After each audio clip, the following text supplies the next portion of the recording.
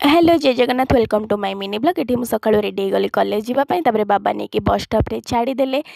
मोट संगी सह टे देखागला मिसिक दी जन बस रु पलि आसलु बस रू ओह्ल टुकीर तो किसी कम ना जुआड़े जाऊँगी खाली गपुची टे क्लासरूम को पलि आसलु क्लासरूम तो खोला ही नाला ये छुआ देखु बसिक नख घुसी आज क्लास है बोली आम मानकर उद्धत स्टार्ट हो